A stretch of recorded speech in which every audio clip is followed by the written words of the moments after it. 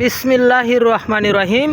ধর্মপ্রাণ মুসলমান ভাই ও বন্ধুগণ, আজ শুক্রবার পবিত্র জুম্মার দিন মসজিদুল আল-আকসা বিশ্ব টিভি চ্যানেলের পক্ষ থেকে আমাদের বাংলাদেশি ভাই আব্দুল মোতালিব ভাই কোরআন ও হাদিস থেকে দুই চারটি কথা বলবেন। আশা করি সবাই মনোযোগ দিয়ে শুনবেন। আসসালামু আলাইকুম, সবাই কেমন আছেন? আমি মালদ্বীপ থেকে বলছি। আমি মালদ্বীপের বড় মসজিদের সামনে দাঁড়িয়েছি আজকে শুক্রবার জুম্মার নামাজ পড়ার জন্য। আমি অনেক দূর থেকে আসছি আপনার শুক্রবারের বড় মসজিদের সামনে নামাজ পড়ার জন্য আর কি। আমার জন্য সবাই দোয়া করবেন। আসসালামু আলাইকুম, সবাই কেমন আছেন? এই যে বড় মসজিদ, এইটা হলো আপনার মালদ্বীপের বড় মসজিদ মালে।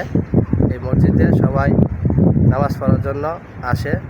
সব বাংলাদেশি লোক সবাই একতর হয়ে আর কি নামাজ পড়ে ঈদের নামাজের মতন। এই মসজিদে অনেক নামাজ পড়লে অনেক সোয়াব হয় বলে সবাই আর কি। এই মসজিদে আমরা সবাই আসলাম নামাজ পড়তে। আমি অনেক দূর থেকে আসলাম আর কি নামাজ পড়ার জন্য। হেঁটে প্রায় 15-20 মিনিট রাস্তা হেঁটে আসলাম বড় মসজিদে নামাজ পড়ার জন্য।